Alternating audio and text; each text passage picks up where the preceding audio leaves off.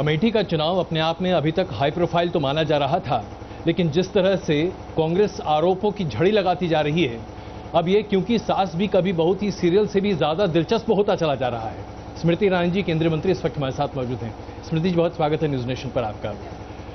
कांग्रेस ने आज एक नया नारा सामने रखा है, या यूं कहें कि एक नए सीरियल की शुरुआत करने की बात कही है, क्योंकि मंत्री भी कभी ग्रेजुएट थी। ये जो प्रहार आपके ऊपर है, मुझे ऐसा लगा था कि 2017 में ये इसका निर्वाचन हो चुका है, उसके बाद आज फिर से क्यों? क्योंकि घबराए हुए हैं और निश्चित रूप से घबराना भी चाहिए। देखिए, उनका सेनापति अब दूसरी सीट पर भाग चुका है, तो कार्यकर्ताओं में घबराहट अपेक्षित है। और कहीं ना कहीं कुछ लोग घबराहट का जवाब संयम से देते हैं और कुछ अपने संस्कार का परिचय देते हैं। तो उनको जो भी रणनीति अपनानी है, उनको मुबारक। आपने आज कहा लोगों से बातचीत के दौरान, आप मुझ पर जितना हमला करें उतना अच्छा है। ऐसा क्यों कहा आपने? क्योंकि मुझे लगता है कि जब इंसान संघर्ष करता हो जीवन में और कटिबद्ध हो कि वो न्याय के पथ पे चलेगा, तो उस इंसान को फिर कितना भी आप कटाक्ष करें, अपमानित करें या लांछित करें या फिर आक्रमण करें, मुझ जैसा व्यक्ति तो जिसने जीवन में बहुत सारे संघर्ष देखे हैं, मैं और कटिबद्ध हो जाती हूँ कि मैं शिखर तक, अपने लक्ष्य तक पहुँचूंगी। आपने जब संघर्ष की बात की तो मुझे याद आता है आपका एक इंटरव्यू मैंने पढ़ा था, जिसमें आपने अपने बचपन की कुछ बातें साझा की थी और आपने कहा था कि स्कूल में आप थीं और आपने पार्कर पेन अपने किसी मित्र के पास, पायलट पेन जी, और फिर उसके बाद आपके ऊपर आरोप लगा दिया गया था कि शायद वो टूट गया। जी, निब टूट गई थी उसकी और मुझसे कहा गया था कि 150 रुपये लाओ, और मुझे पता था कि घर में उतना पैसा है नहीं देने को, और फिर पूरी क्लास के सामने अपमानित किया गया कि जब औकात नहीं है तो पायलट पेन हाथ नहीं लगाया करते। लेकिन ये सब घटनाएं जो जीवन में होती हैं, हम सबके जीवन में, जिन लोगों ने सामान्य परिवारों में जन्म लिया है, कहीं ना कहीं कुछ ना कुछ ऐसा घटता है जी। ये हमको निर्णय लेना है कि ऐसी चीज़ें फिर हमको क्या जीवन भर के लिए दबा देती हैं, हमारा हौसला तोड़ देती हैं, या हमारे हौसले को और बुलंद करती हैं कि एक दिन ऐसा मैं 10 पायलट पेन खरीद कर रखूंगी। तो मैंने विपरीत किया, जितने पत्थर मारे उससे सफलता की सीढ़ी बनाई। क्या यही आज आपकी सफलता की एक तरह से कुंजी है? क्योंकि जितने आरोप आपके ऊपर लगाए गए हैं पिछले 5 साल में, या कहें उसके पहले भी, शायद आपको और मजबूती प्रदान करती हैं। मुझे लगता है जब आप राजनीति के साथ साथ पब्लिक लाइफ में होते हैं तो आपको तैयार रहना चाहिए कि आप पर लांछन लगाए जाएंगे, आपका उपहास होगा, आपका अपमान होगा, क्योंकि अगर आप इतने सेंसिटिव हैं तो आपको पब्लिक फिगर होना ही नहीं चाहिए। क्या ये प्रहार आपके ऊपर इसलिए ज्यादा है क्योंकि आपने अमेठी को अपना कार्यक्षेत्र बनाया? नहीं, मेरी पार्टी ने ये जिम्मेदारी मुझे दी और मैंने आज तक जो भी जिम्मेदारी प्राप्त की उसको पूर्ण निष्ठा से निभाने का प्रयास किया है। अगर उसके लिए कांग्रेस की ओर से प्रहार होता भी है तो मुझे कोई एतराज नहीं है इसमें। ये राजनीति का एक अभिन्न अंग है। 23 दिन में आपने तकरीबन 3 लाख वोट हासिल किए थे 2014 में। आज पिछले 5 साल से आप लगातार इस क्षेत्र में काम कर रही हैं। आपने क्या पाया इस क्षेत्र में और क्या कुछ आपने देखा? देखिए, प्रत्याशी बनकर आई थी, दीदी बनकर आज अमेठी में घूम रही हूँ, और ये सफर 5 साल का अमेठी में जिस परिवार ने मुझे दीदी कहा, और ऐसे कई परिवार हैं, वो एक आत्मीयता का संकेत है। जहाँ तक बात राजनीति की है, तो जब मैं आई थी तो यहाँ पर एक भी विधानसभा की सीट भाजपा की नहीं थी। स्थानीय इकाई का चुनाव भाजपा नहीं जीतता था, और हम तब से आज तक गौरवान्वित हैं कि 5 में से 4 विधानसभा की सीटें भाजपा की है। 5वीं सीट पर भी कांग्रेस को हमने हराया, सपा जीती, ये सत्य है। लेकिन स्थानीय निकाय के चुनाव में भी, चाहे ब्लॉक स्तर पे हो अथवा हमारे प्रधान हो, बीडीसी हो, अथवा हमारे नगर के जो आप जहाँ बैठे हैं वहाँ की चेयरमैन साहिबा, वो भाजपा की हैं जी। तो हमने स्थानीय इकाई से लेकर विधानसभा तक भाजपा को जिताते देखा है सबको, और भाजपा को आशीर्वाद देते देखा है। और अब लोकसभा की बारी है। स्मृति जी, आपके विरोधी इस तरह के आरोप लगाती हैं कि आप इस क्षेत्र में इसलिए ज़्यादा सफल हो पा रही हैं क्योंकि संघ परिवार से आपका काफ़ी जुड़ाव रहा है। संघ के कार्यकर्ता काफ़ी यहाँ काम करते हैं, 270 से ज़्यादा शाखाएं यहाँ लगती हैं और ये आपकी मदद कर रही हैं। ये आपकी चुनावी अपील नहीं है, एक लीडरशिप क्वालिटी नहीं है, बल्कि ये संघ का काम है। मुझे ऐसा लगता है कि बस 270 ही शाखाएं हैं, क्योंकि अगर अमेठी के हर ग्राम पंचायत में जाएं तो आज संघ के कई स्वयंसेवक हैं। आज आपने जब मेरी रैली को या छोटे कार्यक्रमों को देखा, उसमें मेरे साथ एक दादा तेजभान सिंह को देखा होगा जी। वो लगभग 40 साल से यहाँ पर संघर्ष कर रहे हैं। उनको धमकाया गया, लाठियां बरसाई गई, उनके परिवार को प्रताड़ित किया गया, लेकिन कभी भी उन्होंने ध्वज नहीं छोड़ा। तो मैं तो अदनी सी चीज़ों, ये सत्य है कि यहाँ पर एक एक गांव में स्वयंसेवक और भाजपा का कार्यकर्ता आज है, विद्यमान है। ऐसा क्यों है कि कांग्रेस संघ के नाम से ही परेशान होने लगती है और कांग्रेस को ऐसा लगता है कि संघ न जाने का छूट लोग है। राष्ट्रवाद में विश्वास रखते हैं, कांग्रेस उनसे निश्चित रूप से परेशान होगी। ये कांग्रेस का स्वभाव है। स्मृति जी, आपने यहाँ पर लगातार पिछले 5 साल से काम किया, क्या अभाव आपको यहाँ दिखाई दिया? सबसे बड़ा अभाव तो सांसद का है जी, लापता है 15 साल से। मिल जाए तो कभी कह दीजिएगा कि यहाँ पर सांसद की जरूरत है। राहुल गांधी जब अपनी सभा शर्त यह है कि वो एक एडिटर से बेखौफ मिल ले। खैर, ये उनका प्रेरोगेटिव है, मैं क्या कह सकता हूँ। लेकिन यहाँ पर जब मैं आया था आज से तकरीबन 25 साल पहले, उस अमेठी में और आठ में काफ़ी फ़र्क दिखाई देता है। लेकिन हाँ, मैं ये नहीं कह सकता कि एक वीवीआईपी कंस्टिट्यूएंसी का कोई भी प्रतिबिंब यहाँ दिखाई देता है। क्या कमी रह गई आपके हिसाब से? क्या गांधी परिवार ने जानबूझकर अमेठी का विकास नहीं किया? देखिए, अगर आप जानबूझकर लोगों को गरीब रखेंगे तो लोग आपके अधीन रहेंगे। अगर आप जानबूझकर लोगों की अपेक्षाओं पर खरे नहीं उतरेंगे, ना उनको नौकरी दिलवाएंगे, ना अच्छी शिक्षा दिलवाएंगे, ना उनके लिए सड़क बनाएंगे, तो वो हमेशा इस आस में बैठे रहेंगे कि आप कब आएँ, कुछ नोटों की वर्षा करें या फिर आप कोई कल्याण करें और फिर वहाँ से जाएं। अगर जनता समृद्ध हो, अगर जनता शिक्षित हो, तो फिर वो विकास की राजनीति चाहेगी। और विकास और कांग्रेस का दूर दूर से रिश्ता नहीं है। मोदी जी ने यहाँ जब रैली की पहली बार 2014 में आपके लिए, उसके बाद उन्होंने एक बार फिर भी हाल फिलहाल रैली की। क्या आपको लगता है कि मोदी जी के यहाँ आने से आपको ज़्यादा मदद मिल सकती है? न्यूज़ नेशन के दर्शकों को बता दूं, ये पहली बार नहीं है जो मोदी जी आए। मोदी जी 90 और 80 के दशक में भी यहाँ पधारे थे, स्वयंसेवक के रूप में नहीं बल्कि भाजपा के नेता के रूप में अटल जी के साथ पधारे थे। जो आज तेजभान दादा आपने देखे, वही उस रैली में भी उपस्थित थे। तो मोदी जी अमेठी में पहली बार आए ऐसा नहीं है। लेकिन ये सत्य है कि प्रधानमंत्री के रूप में जब वो आए तो उन्होंने अमेठी की गरिमा को बढ़ाया। ये भी एक सत्य है कि मनमोहन सिंह जी 10 साल प्रधानमंत्री रहे, लेकिन राहुल जी ने उन्हें कभी यहाँ नहीं बुलाया। लेकिन नरेंद्र मोदी जब 2014 में आए तो उन्होंने अमेठी को एक वादा किया था कि मैं बदलाव की मंशा से आ रहा हूँ। और इन 5 सालों में उन्होंने 2 लाख परिवारों को पहली बार शौचालय बना कर दिया, 1.5 लाख परिवारों को एलपीजी का सिलेंडर दिलवाया, लगभग 1,75,000 परिवार हैं जिनको यहाँ पर आयुष्मान भारत का सहयोग मिल रहा है, 3 लाख से ज़्यादा किसान हैं जिनको किसान सम्मान निधि मिल रही है। तो ये सब संभव हुआ है क्योंकि मोदी है, तो मुमकिन उनकी मंशा थी यहाँ पर काम करने की। स्मृति जी, प्रियंका गांधी ने आपके ऊपर यह आरोप लगाया कि आप वो सीजनल पॉलिटिशियन हैं जो दिल्ली से यहाँ आती हैं, कुछ देर के लिए लोगों से मिलती हैं और फिर वापस अपने भाई के साथ मुझे कंफ्यूज किया होगा। मेरा नाम नहीं लिया होगा, सीजनल पॉलिटिशियन के नाम से अपने भाई के साथ कंफ्यूज किया होगा। लेकिन कोई बात नहीं, ऐसी कंफ्यूजन होती है राजनीति में। लेकिन प्रियंका गांधी यहाँ जब चुनाव प्रचार करती हैं, ऐसा स्थानीय लोगों का कहना है, तो लोग महसूस करते हैं कि गांधी परिवार का जुड़ाव यहाँ से दिखाई देता है। देखिए, 17 में श्रीमती वाड्रा यहाँ आई थी और हार गए थे सारी सीटें। मैं तो कहती हूँ जहाँ जहाँ उनके पद चिन्ह पड़े हैं वहाँ कांग्रेस की हार निश्चित है। कृपया आए और करें। लेकिन इस बार तो अपने पूरे परिवार के साथ थी, उनके पति, उनके दोनों बच्चे। 300 मीटर एक रोड शो किए थे और हमारे कार्यकर्ताओं ने 3 किलोमीटर की रोड शो की थी। तो फर्क आपको साफ पता है। एक ऐसी बात बताइए जो आपको लगता है जिसकी वजह से लोग आपके प्रति अपनी आस्था, अपना विश्वास प्रकट कर सकें। देखिए, भाजपा के प्रति आस्था और विश्वास है। मैं मात्र एक प्रतीक हूँ।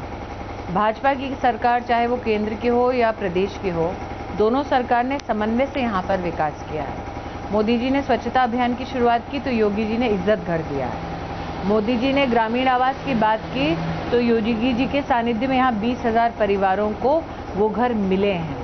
मोदी जी ने अगर अलग जगाई उज्ज्वला योजना की तो योगी जी ने सुनिश्चित करवाया है कि गरीबों की फहरिस्त बने और सीधा गरीब तक वो सुविधा पहुंचे। तो ये समन्वय के माध्यम से हमारे दोनों केंद्र और प्रदेश के नेतृत्व के जो यहाँ पर सुविधाएं पहुंची हैं, उसके लिए हम सब, न सिर्फ अमेठी के निवासी बल्कि मैं भी अनुग्रहित हूँ। स्मृति जी, आज अगर राष्ट्रीय जो चुनाव हो रहे हैं उसके संदर्भ में कुछ सवाल आपके सामने रखूं तो ऐसा प्रतीत होता है कि भारतीय जनता पार्टी के ऊपर बार बार ये आरोप लग रहा है और खास करके प्रधानमंत्री जी के ऊपर कि राष्ट्रीयता को एक बड़ा मुद्दा बनाकर वो प्रस्तुत करने की कोशिश मुद्दा हिंदुस्तान के बारे में बढ़ चढ़कर बोलना कब से पाप हो गया? क्यों हम इस ग्लानि को लेकर चले हर जगह कि ओ भारत माँ की जय कह रहे हो, तुम में कुछ गलती है? क्यों? भारत माँ की जयकार हिंदुस्तान में नहीं होगी तो क्या पाकिस्तान में होगी? लेकिन क्या इसके पहले देश का प्रधानमंत्री गौरव ना करे अपने देश? क्या इसके पहले देश में राष्ट्रीयता की राजनीति भारतीय जनता पार्टी नहीं करती थी? आप इस बात पर थोड़ा गौर फरमाएं कि जब 26/11 का आतंकी हमला हुआ तब भी हमारी सेना ने कहा था तब की कांग्रेस की सरकार को कि हमें दुश्मन को मुंह तोड़ जवाब देना चाहिए। कांग्रेस ने नहीं दिया। बातचीत करते हैं, वो गोलियां पे गोलियां बरसाते जाएं, हिंदुस्तानियों को मौत के घाट उतारते जाएं, इतना बड़ा आतंकी हमला करें और हम दुबक के बैठ जाएं। मोदी वैसे नेता है नहीं, वो ईंट का जवाब पत्थर से देंगे दुश्मनों को, और अगर देंगे तो उसके बाद बोलेंगे भी, उनका अधिकार है।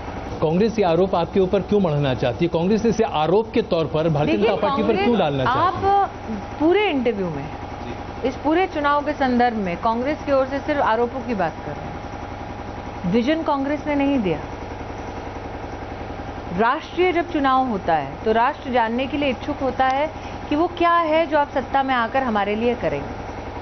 कांग्रेस ने अब तक मोदी पर कटाक्ष, मोदी को अपमानित करने के अलावा और कुछ नहीं किया, बीजेपी पर आरोप मढ़ने के अलावा और कुछ नहीं किया।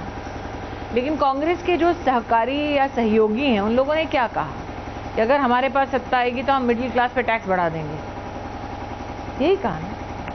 उन्होंने 72,000 रुपए की बात भी की है। देख रहा है मध्य प्रदेश में कमलनाथ जी के सहयोगी के घर से क्या निकल रहा है न्याय।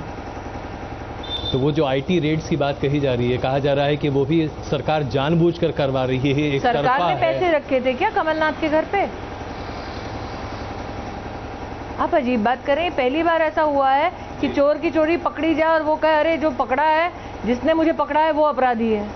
कांग्रेस इतनी दिशाहीन सिर्फ मोदी जी के नेतृत्व की वजह से हो गई है या दरअसल कांग्रेस के नेतृत्व में इतनी दिशाहीनता है? उनके नेतृत्व में नहीं, आप उस क्षेत्र में है जहां पर कांग्रेस का नेतृत्व है। उनके नेतृत्व में कितनी क्षमता है, वो अमेठी से बेहतर उदाहरण आपको नहीं मिल सकता कहीं और। राहुल गांधी से चाहे आपका इंटरेक्शन हुआ हो या ना हुआ हो, मैं नहीं जानता। वो कुछ बोलते नहीं है। कभी बातचीत आपकी हुई? नहीं, वो कुछ बोलते नहीं है। यहाँ दिखते नहीं है, वहां बोलते नहीं है।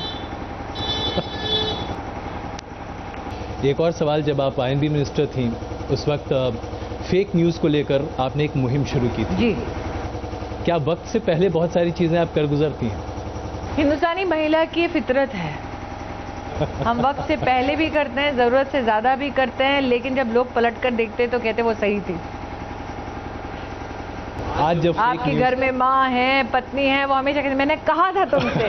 मैं भी वही हूँ, मैंने कहा था।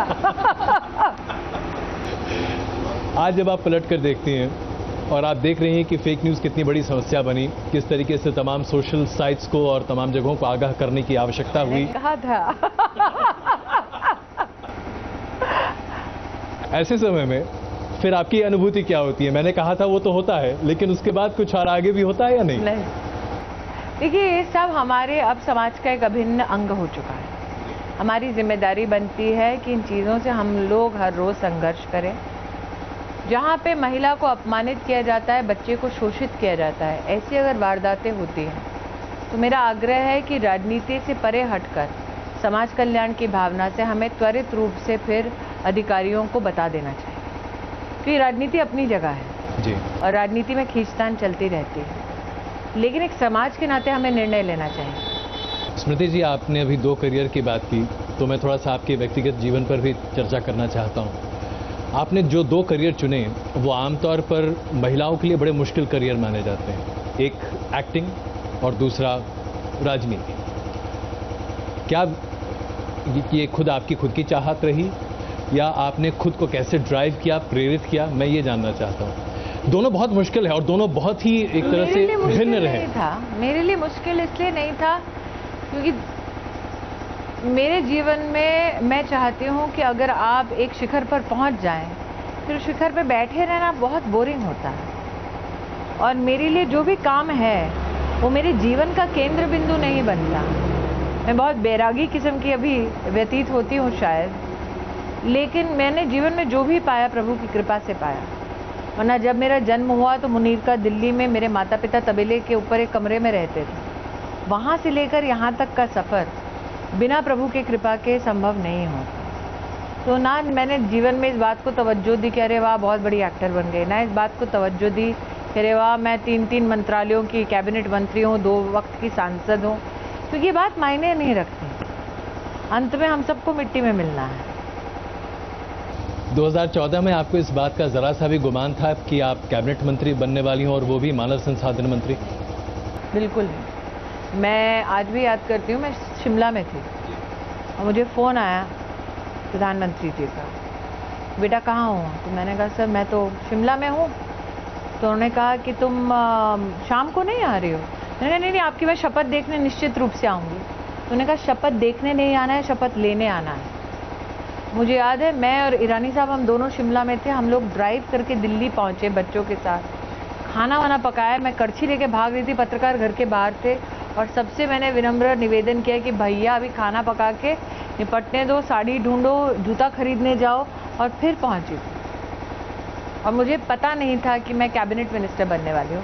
मुझे याद है मैंने पीयूष गोयल को फ़ोन किया था। मैंने कहा पीयूष भाई प्लीज़ मेरे पास एक ही पास है, मुझे आने के लिए 1-2 पास एक्स्ट्रा मिलेंगे, मेरे बच्चे और मेरे हस्बैंड आना चाहते हैं क्योंकि MOS को एक ही पास मिल रहा है।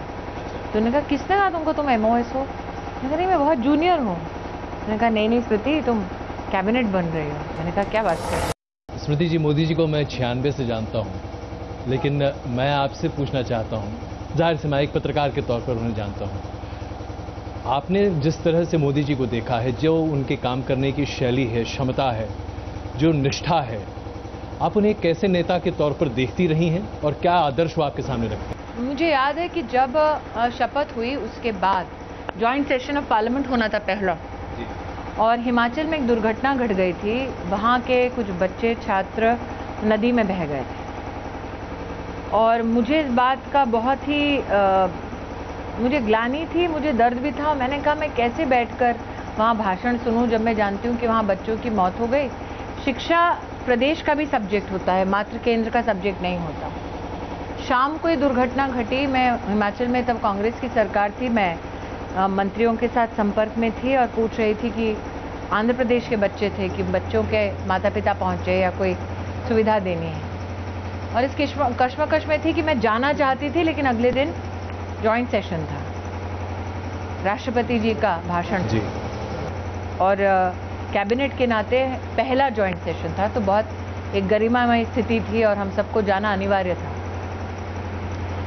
और मैंने ईरानी साहब से कहा मुझे जाना है हिमाचल, मैं क्या करूं? अब ईरानी साहब का भी बहुत वर्षों से मोदी जी से संपर्क है। उन्होंने कहा एक बार सर को फ़ोन करते हैं, आप देखिए आपको अनुमति मिलती है कि नहीं। और मैंने सुबह लगभग 4:30 बजे फ़ोन किया। 4:30 बजे? 4:30 बजे, क्योंकि 7 बजे की फ़्लाइट थी, मुझे फ़्लाइट पकड़नी थी। 4:30 बजे प्रधानमंत्री को फ़ोन किया, प्रधानमंत्री 1 सेकंड में फ़ोन पर आए। मैंने कहा साहब मैं आभारी होंगी अगर मुझे अनुमति मिले, मैं जानती हूँ कल बहुत बड़ा दिन है, लेकिन वहाँ बच्चों का देहांत हो गया है, माता पिता आएंगे, भाषा की चुनौती है, अगर मैं जाऊँ तो थोड़ी सांत्वना मिलेगी, मेरी उपस्थिति से मैं थोड़े समन्वय में उनको सहारा भी दे पाऊँगी। 2 सेकंड में उन्होंने कहा तुम जाओ। एक दिन का कोई भी पहर हो, प्रधानमंत्री का उपलब्ध होना जनता के लिए बहुत बड़ी बात। दूसरा, इंसानियत को प्राथमिकता देना, वो आपको नरेंद्र मोदी का असली चेहरा बताता है। आपने 3 लाख से ज़्यादा वोट 14 में हासिल किए। इस बार आपकी उम्मीदें क्या हैं? क्या वाकई में राहुल गांधी को वायनाड से ही संतोष करना पड़ेगा? वायनाड के हमारे NDA के प्रतिनिधि से पूछिए, वायनाड में भी जम पाएंगे या नहीं। 23 मई बताएगा, लेकिन उनकी दूसरी सीट पर जाना ही हमारी जीत का सबसे पहला संकेत है। उनके कार्यकर्ताओं को लिखित रूप में देना कि भाई साहब दूसरी सीट ढूंढिए, वो कांग्रेस के कार्यकर्ताओं के लिए कितना बड़ा संघर्ष होगा। आप सोचिए कि उनका राष्ट्रीय अध्यक्ष स्वयं अपनी सीट छोड़ के भाग रहा है। स्मृति जी बहुत धन्यवाद न्यूज़ नेशन से बात करने के लिए, और उम्मीद है कि 23 तारीख के बाद एक बार फिर बात होगी और तब फिर एक अलग सिरे से बातचीत का सिलसिला शुरू करेंगे। बहुत धन्यवाद।